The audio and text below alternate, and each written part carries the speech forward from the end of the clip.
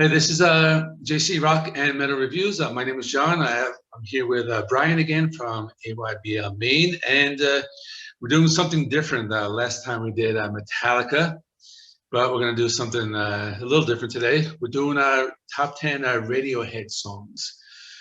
So this was kind of interesting for me because I'm a big fan of the first album. I like the bands. I like OK Computer a little bit, but after that, I kind of got lost on them, and I went back and re-listened. And it took me a while to because they had changed their sound. You know, after those like first three albums, they did more like this like experimental stuff, the electronic music, Yeah. and it took me a while to get into them. But on my list, you know, I didn't want to like do the 10 and it's going to just be 10 songs from like Pablo Honey, but I tried to like change it up a little. I think like probably my top 5 might be from like their earlier albums, or top 6 might be, but I did try to pick a few that I did like from their like later albums.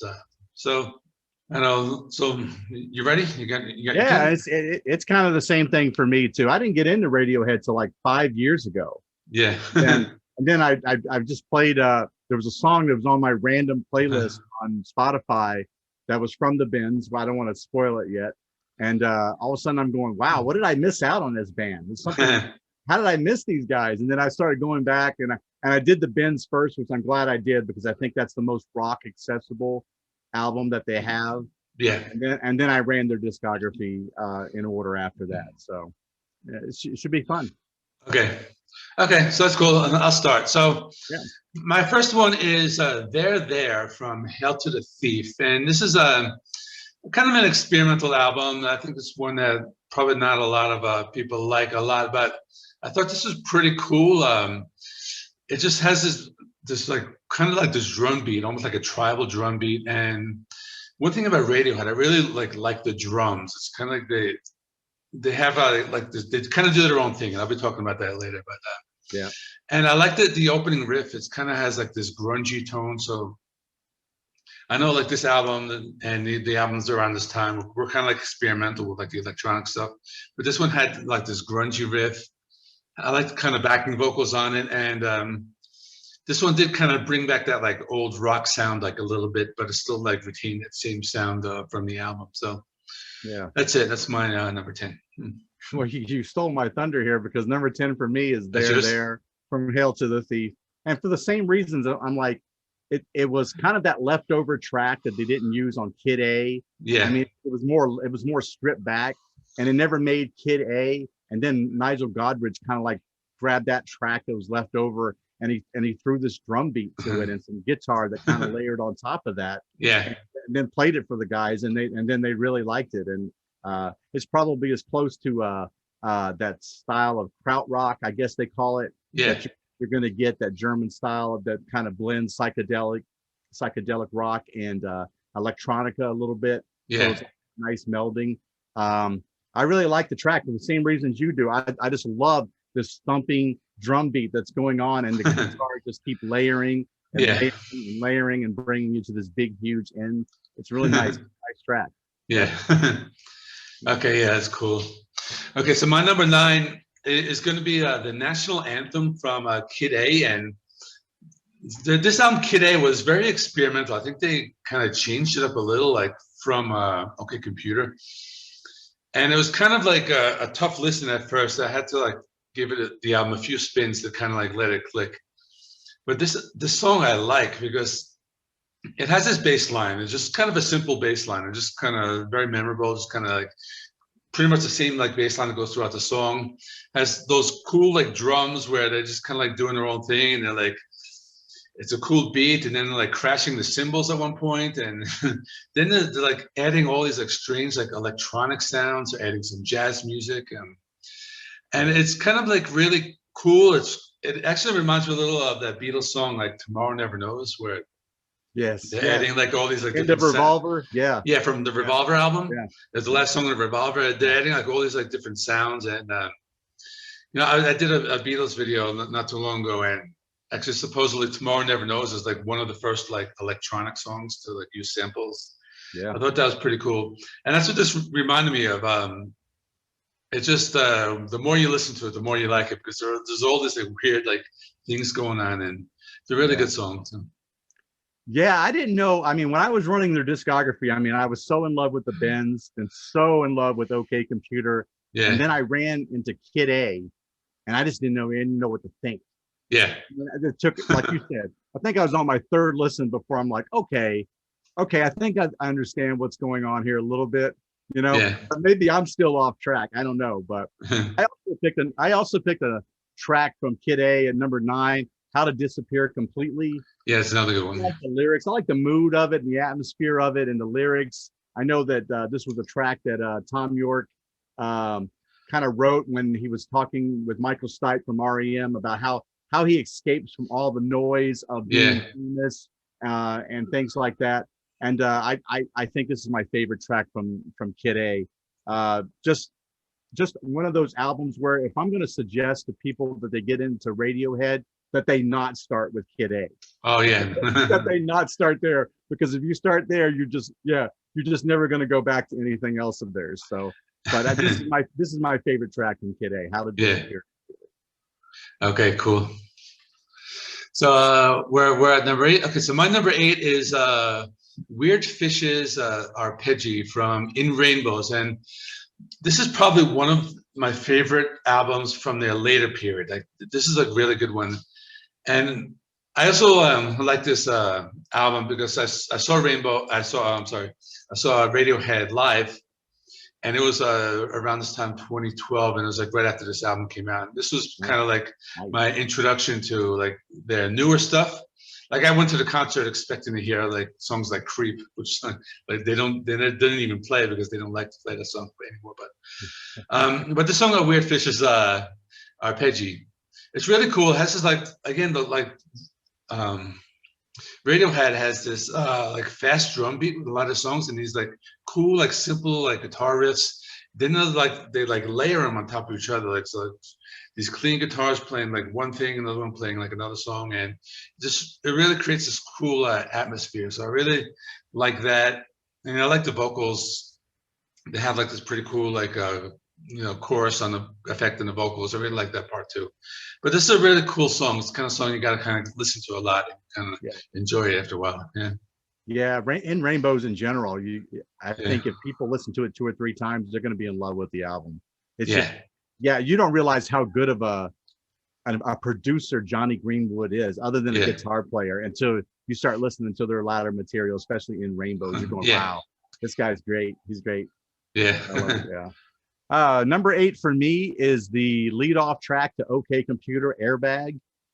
Oh, that's another good one, Yeah, this is OK Computer for me is if it wasn't for Fleetwood Mac's Rumors, it probably would be my favorite album of all time. Yeah.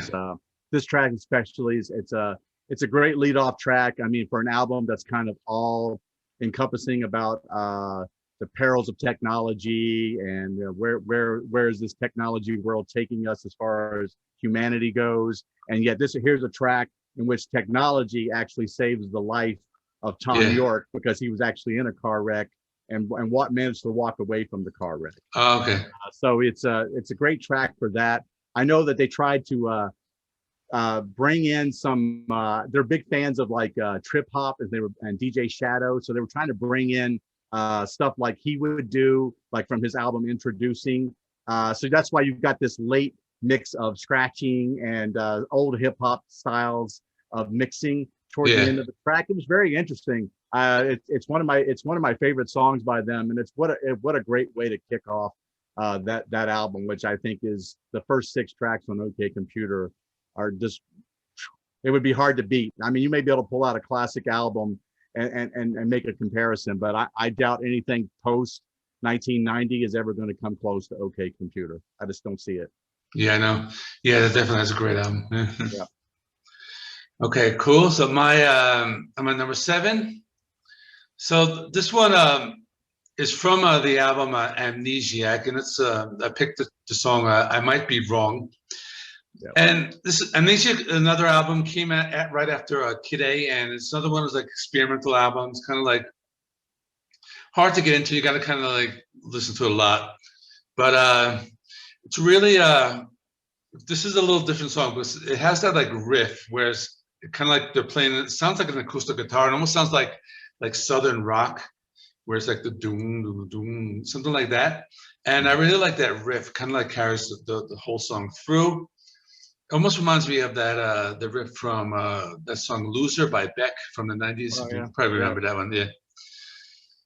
But it just has that like that riff. I like it, and then has a pretty cool the drum beat. And you know, like Radiohead, they do like the fast drum beat. They have like the really fast drum beat and like the slower riffs. I thought that was really cool. And really, I like the end of the song. They kind of like add these like different sound effects, and I thought that was a pretty cool. So that's probably like a standout track from the Amnesiac album, which is probably like not one of my favorite albums, but this was one of the better songs. Yeah. Right. That's it. Nice. Yeah. That's a good one. I that was actually when I started making the rankings and I was down to 12. I might be wrong. Was in the top 12. Oh, cool. Yeah. So I was like, you know, you're just kind of wrestling with it a little bit about how you're going to get it, and then it just couldn't make the cut for some reason. But yeah. my number 7 is from Moonshaped Pool. It's The Numbers. Okay. There was a couple tracks that I had listened to before that I thought about from Moonshaped Pool. But a few months ago, I saw the music video where Wes Paul Anderson had directed when they were doing The Numbers. It was just Tom York and Johnny Greenwood sitting on two park benches with a CR78 synthesizer, and they just programmed the beats in the background, and both of them are playing guitar, and they're singing this song. It's a really stripped back version on the music video. The album version has these nice strings that come in later in the track that are just great. And Johnny Greenwood, again, he did the entire string arrangement. He worked with the conductor and everything and came up with the entire string arrangement. It's a powerful track. Moonshaped Pools is an interesting album in that, especially this song is called The Numbers, but all the tracks on Moonshaped Pool are in alphabetical order. Oh, that's cool. I don't know if you noticed that when you were I didn't notice that. No. They're all in alphabetical order, which is kind of this cool thing. So I got that there for just for the rendition that's on the music video alone. Yeah. I got that number 7. Okay, cool. Yeah, that's an album I listened to a couple times as well. It's a pretty good album. You know, it's a little different. There were a few good songs. I like that one. Okay, so my number 6 is going to be a Paranoid Android from OK Computer. Really like the guitar intro, the layering of the guitar tracks, and I like how like halfway through the song they add like the distorted guitar, then it kind of gets like mellow again, and they do like these layered vocal tracks, and you know then towards the end they add like the distorted guitars, you know, back in, and has all these like computerized sounds. It's really cool. It's just a really you know, great song. I really like, you know, like the lyrics are really cool, and just one of those songs. I think I used to hear it on the radio a lot too as well. That's a good song. Yeah, that is a good song. I do like it a lot. For me, number 6 is since I started off with the Bends, of course. Yeah. I have number 6. I got Fake Plastic Trees, which I love this song. I love the whole album, The Bends, but I love this song a great deal. I mean, it's talking about, you know, again, you got the commercialization and the things that we'll do to make ourselves look pretty, and things we'll do to make our environment seem more appealing, those types of things. I know that he did this song. He was trying to do it in the studio with the whole band, and he just couldn't get it right. And then like Nigel Godrich kicked them all out of the studio and made this Tom just try to play it, and he got it like in 3 takes. Then he brought the band back in and they did their parts later on. The music video is kind of cool in that it has the guy from Walking Dead there, Daryl. The guy who plays him. I'm trying to think of his name now. This is terrible. I can't remember his name.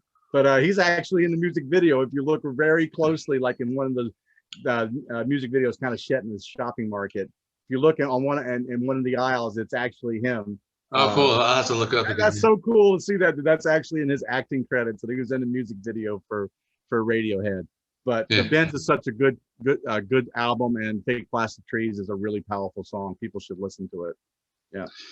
Okay, cool. And it's funny you said that, because that's actually my number 5. I did choose Fake Plastic Trees. Such an awesome song. Everything you said, you know, like with the lyrics, and I also like just the fact that it's just like an acoustic rock song. Like this is before they started doing all their like experimental stuff. It's a little more of a back to the basics, just kind of stripped down. Really great melody, really great vocals, and it's just one of those songs that you just like to listen to over and over. You don't get bored of it. It's just a really well written song. So yeah, that's why I chose that as my number 5. Yeah. It's one of like, especially in his early days, that's probably one of Tom's stronger vocal performances in his early Yes, days, definitely. for sure. Yeah. That's your number 5. Number 5 for me is back to OK Computer. I've got Exit Music for a Film. Okay. I just it's like the fourth track. It's like on that 6-track stretch that I think is so fantastic. It's a shame they couldn't fit it on the first side of side A, or I would have made the argument that side A on OK Computer would have been the best of all time. I would have made that argument, but definitely the OK Computer, like those first songs are all great. Awesome. Yeah. And this song is it was originally made for the Baz Luhrmann version of the movie Romeo and Juliet with Leonardo DiCaprio and Claire Danes. They had called him and asked him to for some music for the soundtrack. And I know that they gave him the film to watch, and Tom said he started writing the lyrics to it right as Claire Danes put the gun to her head and pulled the trigger at the end. He started writing the lyrics to Exit Music for a Film for that movie. So, cool. I mean, such a powerful song. And he said he really wanted to try to follow along with the story of Romeo and Juliet. The lyrics just didn't work out that way. And I'm kind of glad that it didn't, because then it would have seemed too convenient. It would have seemed too trite to me. Yeah. I just think him just writing from his soul just made the song come out a lot more powerful. It's a great song. Exit Music for a Film, my number. Yeah, I like them. I actually almost had that on my list. That probably would have been like my 11 or 12. I was getting close to putting that one on. Okay, so we're up to 4 now. My number 4 is from OK Computer again, but it's Karma Police. Nice. This is the big hit from that album. We heard it a lot. I remember driving around in the mid 90s. I used to come on the radio a lot. So back in New York, there was a radio station played alternative rock. I think it was called K-Rock, if I'm correct. And it's just a really great rock song, and it's kind of like a classic rock song, because it has the acoustic guitars, has the piano, really catchy, really memorable. And they do add some of those like sounds in the background. It kind of creates a nice atmosphere, but it doesn't really like overpower the song. It's just really a great like rock song, really great vocal performance. And so that's why I like this one a lot. Yeah. Some of the most surreal lyrics I've ever read. Yeah. not the chorus, but the regular stanzas. You're going, what is he talking about? Yeah. It's just so odd, but it's such a great song. It's part of that 6-song run. Yeah. On OK Computer. It's just fantastic. I love it. Yeah. Great choice. Number 4 for me, I'll go back to In Rainbows for us, and I've got House of Cards. Yeah. It's kind of another stripped back song. I don't know why I fall into their stripped back songs more than I do the upbeat ones overall, but it's a great song. It's very atmospheric. I know it's kind of about Tom's very open about his sexuality throughout the lyrics there. I think he was talking about how there was a girl that he was kind of in love with, and finally she broke up with her boyfriend, and now he's trying to like get on that rebound train to see if he could like hook up with this girl. And the lyrics are just really they're really surreal and got a nice atmosphere to it. I kind of like In Rainbows grew for me. It probably, when I started listening for them, it probably was my 6th favorite Radiohead album. It's now 3rd. That's how far it's moved up the chain. Yeah. Behind OK Computer, the Bends, and now it's In Rainbows. So House of Cards, very powerful track on that second side. So. Cool. Yeah, it's a really good one. Okay, so we're up to number 3, and I'm going with the obvious choice, but I really love the song "Creep" from Pablo Honey. This is a song that got me into the band. I was in college. I was playing in a grunge band. I played guitar and I did vocals. And this is one of the songs we played, because we played a lot of cover songs. Like we played Pearl Jam and STP and all those bands. And right. We played Rage Against the Machine. And this was just a song really love to play. And it's kind of like a Nirvana song. It's basically has that like softer verse and then like the heavy chorus, and it's basically the same chords all the way through, but they're kind of like picking the strings during the verse, and then during the chorus they turn on distortion and they play like the bar chords, the heavy chords. And I really like it. I know that like these guys like don't like the song and they like refuse to play it anymore.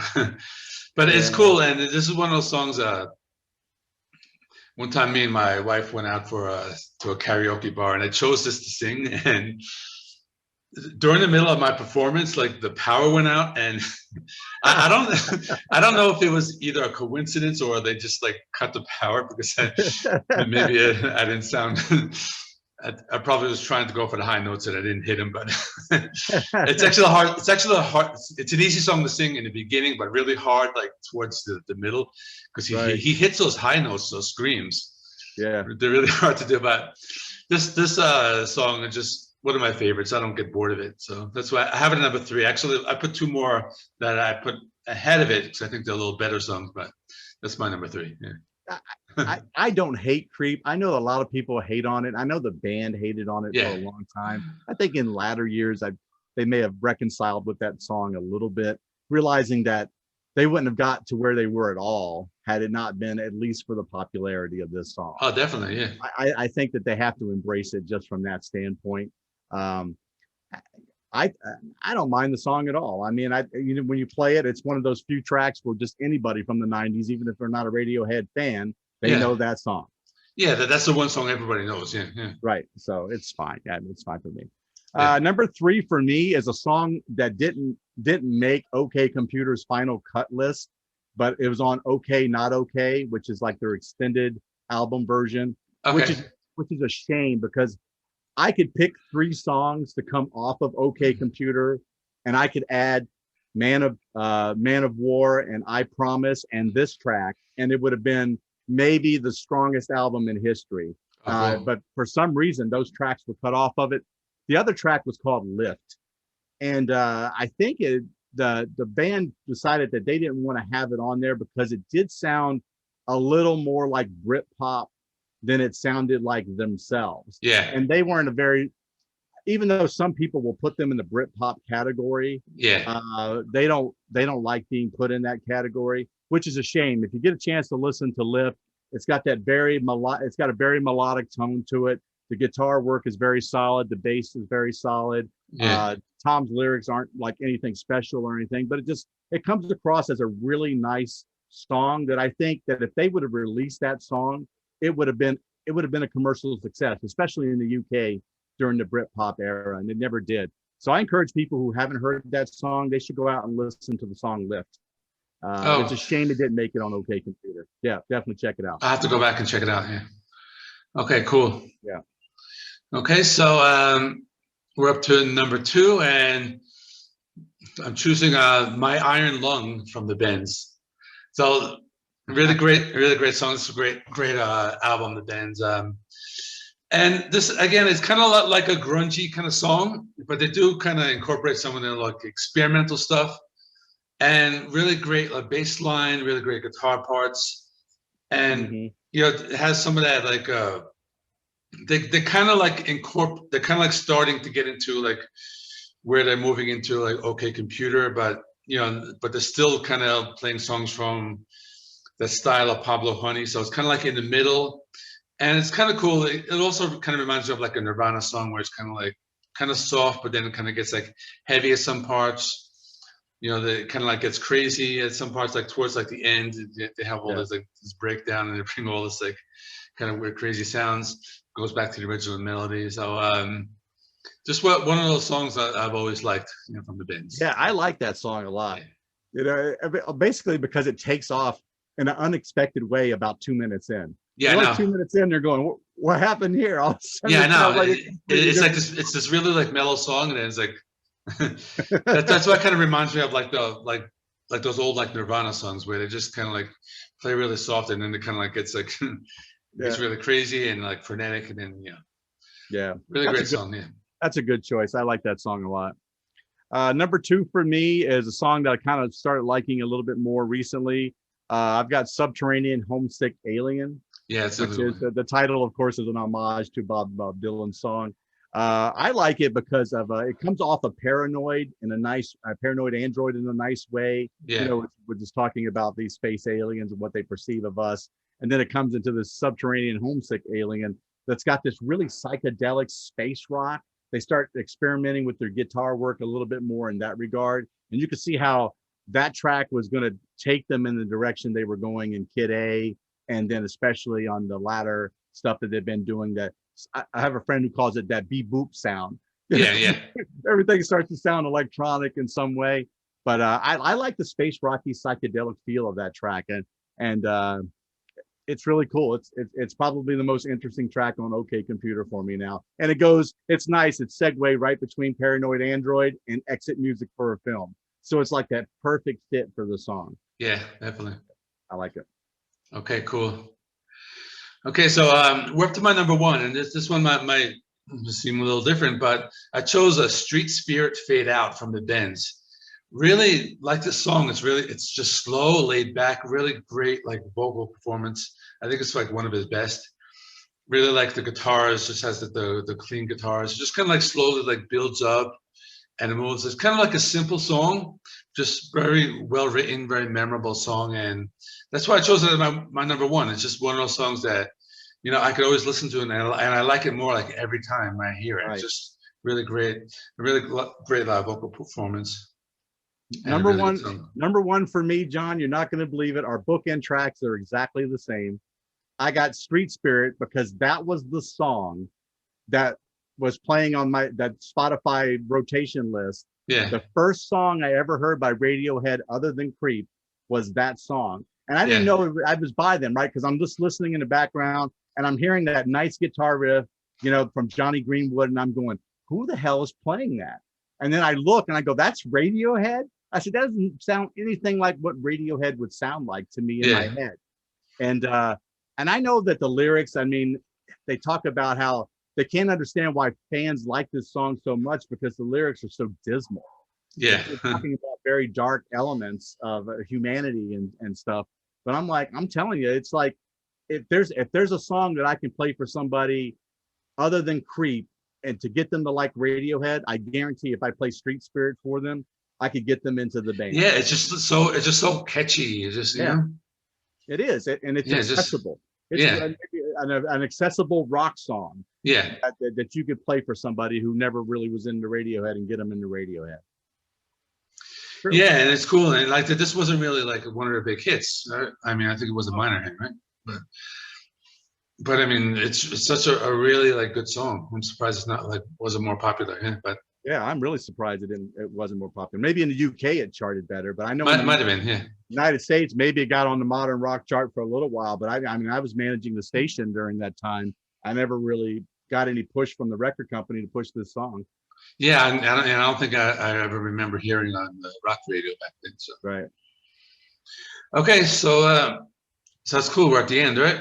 Yes. So everybody watching, please give Brian a sub. I'll put his link in my video description again. And we're doing Red Hot Chili Peppers next. Is that true? That's true. Which means I got to go back and do my homework a little bit. I was like, I kind of do. That's a band I probably know a little better than Radiohead, but I do need to revisit the albums. It's I like them. I pretty much like all of them. I think some of the later ones I kind of need to give another listen to. But yeah, I'm in the same boat. I got to definitely go revisit.